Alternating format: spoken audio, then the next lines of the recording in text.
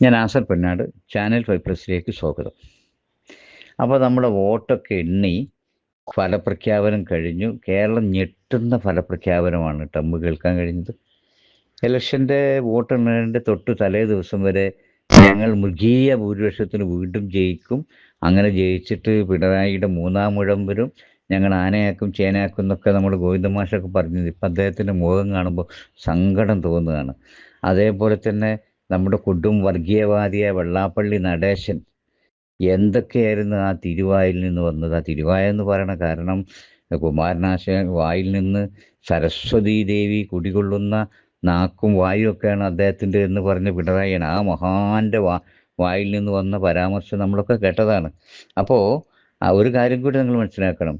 ഈ മലപ്പുറത്തെ ഹിന്ദുക്കൾ ശ്വാസം കിട്ടാതെ പിടഞ്ഞ് കൊണ്ടിരിക്കുകയാണ് എന്ന് പറഞ്ഞ വെള്ളാപ്പള്ളി നടേശ മലപ്പുറത്ത് ഈ മുസ്ലിം ഭൂരിപക്ഷ പ്രദേശമെന്ന് നിങ്ങൾ പറയുന്ന മലപ്പുറം ജില്ലയിൽ വി എസ് ജോയി ജയിച്ചത് എവിടെന്നാന്ന് നിങ്ങൾക്കറിയോ? അവിടെ വി എസ് ജോയിയുടെ മത്സരിച്ച മണ്ഡലത്തിൽ അദ്ദേഹത്തിൻ്റെ സമുദായത്തിൽപ്പെട്ട ആളുകൾ വിരലിൽ എണ്ണാവുന്നവർ മാത്രമേ ഉള്ളൂ. ഉണ്ടോ എന്ന് തന്നെ എനിക്കറിയില്ല കേട്ടോ. അവിടെ ആ തവനൂരിൽ വൻ ഭൂരിപക്ഷത്തിന് വി എസ് ജോയിയെ ജയിപ്പിച്ച പണ്ട് എ കെ ആൻ്റണിയെ തിരൂരങ്ങാടിയിൽ ഇതുപോലെ തന്നെ ഒരു ക്രിസ്ത്യൻ സമുദായത്തിൽപ്പെട്ട വോട്ടർമാർ പോലും ഇല്ലാത്ത സ്ഥലത്ത് വൻഭൂരിപക്ഷം ജയിപ്പിച്ച പാരമ്പര്യവും ഈ പറഞ്ഞ മലപ്പുറത്തെ മുസ്ലിം ലീഗിനുണ്ട്.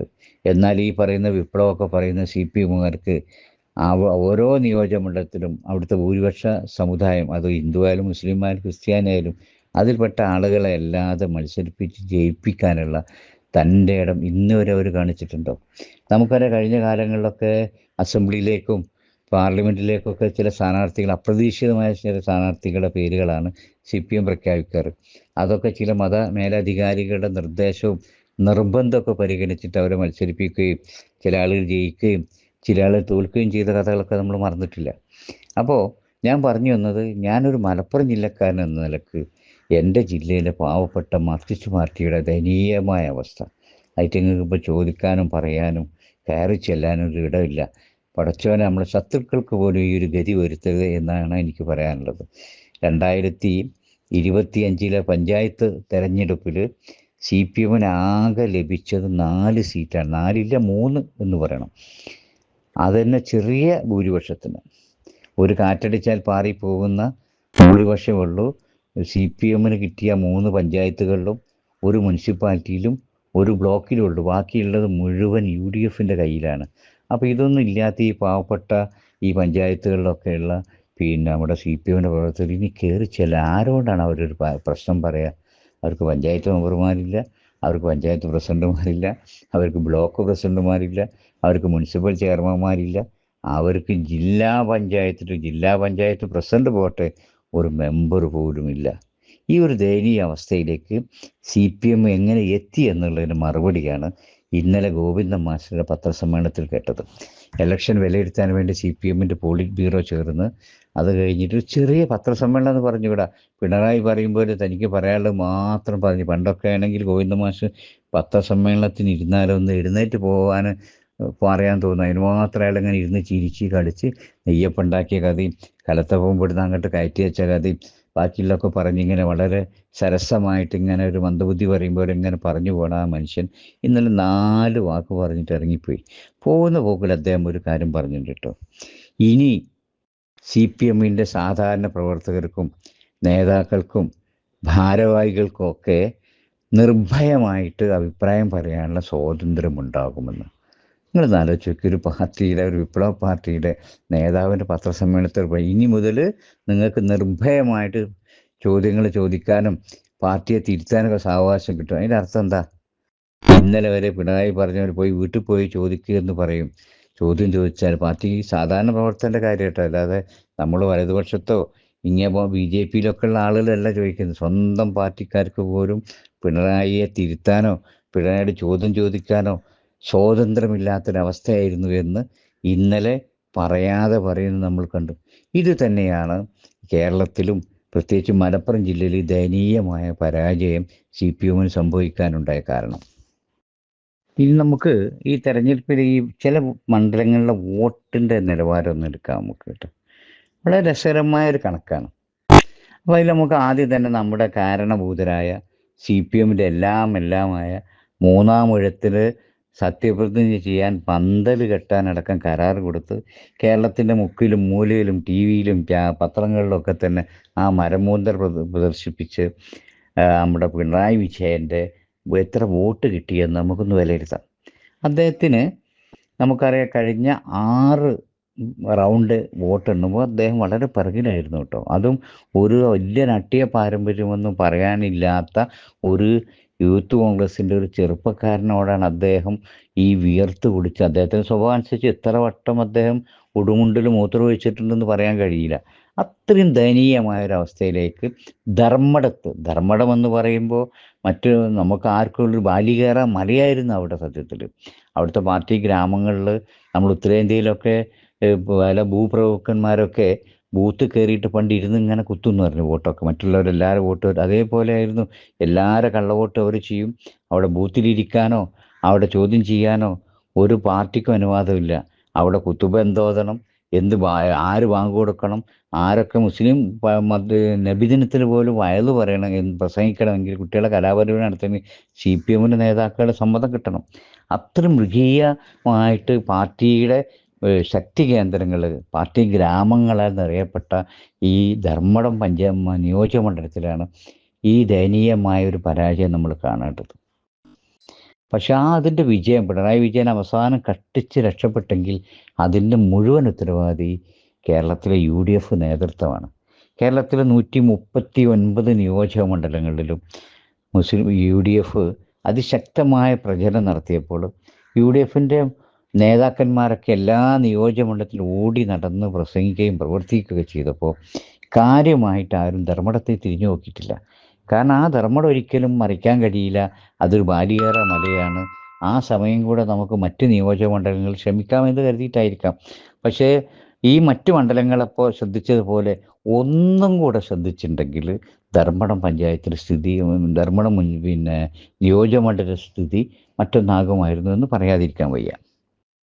നമ്മുടെ മുസ്ലിം ലീഗിൻ്റെ UDF-ൻ്റെ എല്ലാമായ കുഞ്ഞാലിക്കുട്ടി സാഹിബിന് മലപ്പുറത്ത് കിട്ടിയ വോട്ട് എത്രയെന്ന് നിങ്ങൾക്കറിയോ? 2,30,000 പരം വോട്ടുകളിൽ ഏകദേശം 2 ലക്ഷത്തോളം വോട്ടാണ് അദ്ദേഹത്തിന് കിട്ടിയത്. അദ്ദേഹത്തിൻ്റെ ഭൂരിപക്ഷം 85,327 വോട്ടാണ് അവിടെ കുഞ്ഞാലിക്കുട്ടി സാഹിബിന് കിട്ടിയ ഭൂരിപക്ഷം. അവിടെ ഏത് സ്ഥാനാർത്ഥി CPM-ൻ്റെ സ്ഥാനാർത്ഥി കിട്ടിയത് ആകെ 20,000 താഴെ വോട്ടുകൾ മാത്രമാണ് കേട്ടോ. അതേ സമയത്ത് പിണറായി വിജയൻ ആകെ കിട്ടിയ വോട്ട്, ഭൂരിപക്ഷമല്ലേ, ആകെ കിട്ടിയ വോട്ട് 85,614 വോട്ടാണ്. അതായത് കുഞ്ഞാലിക്കുട്ടി സാഹിബിന് കിട്ടിയ ഭൂരിപക്ഷത്തെക്കാളും 200-ൽ പരം വോട്ട് മാത്രമാണ് പിണറായി വിജയൻ ആകെ കിട്ടിയത്. നിങ്ങളൊന്ന് ആലോചിച്ച് നോക്കണം, എന്തൊരു നാണക്കേടാണ്. ഞാനൊക്കെ ആണെങ്കിൽ രാജിവെച്ച് പോകും കേട്ടോ. ഈ സ്ഥാനത്തിരിക്കുമോ? ഇത്രയൊക്കെ പരാജയമായിട്ടിട്ട്. ഇതിപ്പോൾ നമുക്കറിയാം തിരൂരങ്ങാടിയിൽ മുസ്ലിം ലീഗിൻ്റെ യുവ നേതാവാണ് PMA ഷമീർ. അദ്ദേഹം അവിടെ ലഭിച്ച ഭൂരിപക്ഷം എത്രയെന്നറിയോ? 63,387 വോട്ടാണ് അദ്ദേഹത്തിൻ്റെ ഭൂരിപക്ഷം.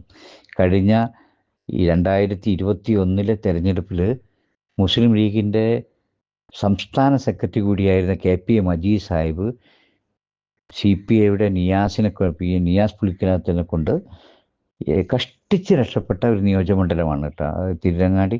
അവിടെയാണ് 63,387 വോട്ട് PMA ഷമീറിന് കിട്ടുമ്പോൾ 48,000-ൽ പരം വോട്ടുകൾ മാത്രമാണ് അവിടെ ഇത് സ്ഥാനാർത്ഥി കിട്ടിയത്. അതുപോലെ വള്ളിക്കുന്നിൽ 51,289 വോട്ട് നമ്മുടെ TV ഇബ്രാഹിമിന് ഭൂരിപക്ഷം ലഭിക്കുമ്പോൾ അവിടെ കിട്ടിയത് അദ്ദേഹത്തിൻ്റെ ഭൂരിപക്ഷത്തെക്കാളും കുറഞ്ഞ് 49,429 വോട്ടാണ് ഇടതുപക്ഷത്തിന് സ്ഥാനാർത്ഥിക്ക് കിട്ടിയത്. അതുപോലെ തന്നെ നമ്മുടെ ആബിദ് ഹുസൈൻ തങ്ങൾ മത്സരിച്ച കോട്ടക്കൽ അദ്ദേഹത്തിന് കിട്ടിയത് 62,638 വോട്ടിൻ്റെ ഒരു ഭൂരിപക്ഷമാണ് കേട്ടോ. അവിടെ LDF-ന് സ്ഥാനാർത്ഥി കിട്ടിയത് 55,473 വോട്ടാണ്. മഞ്ചേരിയിൽ CPI-യിൽ നിന്ന് വന്ന് ഇന്ന് മുസ്ലിം ലീഗിൻ്റെ ട്രേഡ് യൂണിയൻ്റെ എല്ലാമായ തലപ്പത്തിരിക്കുന്ന എൻ്റെ പ്രിയ സുഹൃത്ത് അഡ്വക്കേറ്റ് റഹ്മത്തുള്ള, അദ്ദേഹത്തിന് ലഭിച്ച ഭൂരിപക്ഷം 57,887 വോട്ടാണ്. അവിടെ സ്ഥാനാർത്ഥി കിട്ടിയത് 55,735 വോട്ടാണ്. അപ്പോൾ ഞാൻ ഇന്നലെ ചാനലിൽ പറഞ്ഞിരുന്നു, സി പി എമ്മിന് ആകെ ലഭിച്ചത് 6 നിയോജകമണ്ഡലങ്ങളാണ്. അതിൽ തന്നെ ലീഗിൻ്റെ 3 നിയോജകമണ്ഡലങ്ങൾ, 2 ഒന്ന് പിന്നെ ജനതാദളുകാരനാണ്. ആ പറഞ്ഞ അഴീക്കോടും ഗുരുവായൂരും ഒക്കെ ജയിച്ചത് കഷ്ടിച്ചാണ്, 1000-ൽ പരം വോട്ടുകൾക്കാണ് CPM ജയിച്ചത്. ഈ അപ്രതീക്ഷിതമായി ഈ യുദ്ധം ഇല്ലെങ്കിൽ ഈ പറഞ്ഞ നിയോജകമണ്ഡലങ്ങൾക്ക് സ്ഥിതി മറ്റൊന്നാകുമായിരുന്നു. 1000 വോട്ടിനുണ്ടെങ്കിൽ 500 വോട്ട് തിരിച്ചു പറഞ്ഞാൽ മതി. അവിടെയൊക്കെ ആയിരക്കണക്കിന് ആളുകളാണ് ചാർട്ടേഡ് വിമാനങ്ങളിൽ KMCC-ക്കാരെല്ലാ കൊല്ലം തെരഞ്ഞെടുപ്പിൽ കൊണ്ടുവരിക. അതുപോലെ തന്നെ ചാർട്ടേഡ് വിമാനത്തിൽ പോരാൻ കഴിയാത്തവർ എങ്ങനെയെങ്കിലുമൊക്കെ പണം ഒപ്പിച്ചിട്ട് വോട്ട് ചെയ്യാൻ നാട്ടിലെത്തുമായിരുന്നു. കണ്ണൂരും കാസർഗോഡും കോഴിക്കോടും മലപ്പുറവും തൃശ്ശൂരിൻ്റെ പടിഞ്ഞാറൻ ബെൽറ്റ്, ഗുരുവായൂർ, ഇങ്ങനെയുള്ള കൊടുങ്ങല്ലൂരൊക്കെയുള്ള ഈ പടിഞ്ഞാറൻ ബെൽറ്റിലൊക്കെയുള്ള UDFൻ്റെ പ്രവർത്തകർ ഈ ഇലക്ഷന് വോട്ട് ചെയ്യാൻ വരാൻ പറ്റിയിട്ടില്ല. യുദ്ധം കാരണം കൊണ്ട് വിമാന ടിക്കറ്റ് കിട്ടില്ല, ചാർട്ടർ ഫ്ലൈറ്റ് സംഘടിപ്പിക്കാൻ പറ്റില്ല. അതും കൂടി കിട്ടിയിട്ടുണ്ടെങ്കിൽ 20-ൽ താഴെ സീറ്റ് മാത്രമേ ഈ തെരഞ്ഞെടുപ്പിൽ CPM ലഭിക്കുമായിരുന്നുള്ളൂ. ഇനിയിപ്പോൾ നമ്മൾ ലീഗിൻ്റെ 2 സീറ്റ് എന്തായാലും അവർക്ക് കിട്ടൂല. അങ്ങനെ ഉണ്ടെങ്കിൽ ലീഗിന് 25 സീറ്റും CPM-ന് ഈ 2 സീറ്റ് മാത്രം നഷ്ടപ്പെടുകയാണെങ്കിൽ തന്നെ CPM-ന് 24 സീറ്റ് സാഹചര്യം വരുമായിരുന്നു. മറ്റൊന്നും ഇവിടെ നിങ്ങളൊന്ന് കണക്കെടുത്തോളൂ, ഞാനെന്തെങ്കിലും കണക്ക് പറഞ്ഞു എന്ന് പറയേണ്ട. കേരളത്തിൽ ലീഗിന് കിട്ടിയ ഈ പറഞ്ഞ 22 സീറ്റുകളിൽ കിട്ടിയ ഭൂരിപക്ഷത്തിൻ്റെ അത്ര മൊത്തം വോട്ട് ചിലപ്പോൾ CPM-ൻ്റെ 25 സ്ഥാനാർത്ഥികൾക്കും കൂടി കിട്ടിയിട്ടുണ്ടാവില്ല. കാരണം ലീഗ് ജയിച്ചതൊക്കെ മൃഗീയ ഭൂരിപക്ഷത്തിന്. ലീഗ് മാത്രമല്ല, കോൺഗ്രസും അങ്ങനെ തന്നെയാണ്. ഇപ്പോൾ നമുക്കറിയാം, കഴിഞ്ഞ പ്രാവശ്യം 12,000-ൽ പരം വോട്ടുകൾക്ക് ജയിച്ച ആര്യടൻ ഷൗക്കത്തിന് ഇപ്രാവശ്യം 50,000-ഓളം വോട്ടിൻ്റെ ഭൂരിപക്ഷമാണ്. അതുപോലെ തന്നെ കൊണ്ടോട്ടിയിലാണെങ്കിൽ 1000 വോട്ടും കൂടി മറിഞ്ഞു കഴിഞ്ഞാൽ അവിടെയും ലീഗിൻ്റെ സ്ഥാനാർത്ഥി, ചെറിയ പയ്യനായ ലീഗിൻ്റെ സ്ഥാനാർത്ഥി കിട്ടിയ ഭൂരിപക്ഷത്തിൻ്റെ അടുത്തേക്ക് CPM-ൻ്റെ സ്ഥാനാർത്ഥിക്ക് മൊത്തം വോട്ട് ലഭിക്കില്ലായിരുന്നു. അപ്പോൾ ഈ ഒരു വളരെ ദയനീയമായ ഒരു പരാജയമാണ് കേരളത്തിലുണ്ടായിരിക്കുന്നത് CPM-നെ സംബന്ധിച്ചിടത്തോളം.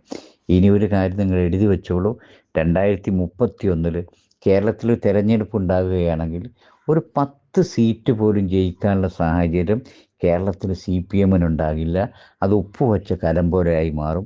അതിൻ്റെ കാരണം മറ്റാർക്കുമല്ല, പിണറായി വിജയൻ എന്ന് പറയുന്ന ഈ ധിക്കാരിക്ക്, ഈ ധാർഷ്ട്യക്കാരന്, ഈ അഹങ്കാരിക്ക് ആണ് എന്ന് അടിവരയിട്ട് കൊണ്ട് നിർത്തുന്നു.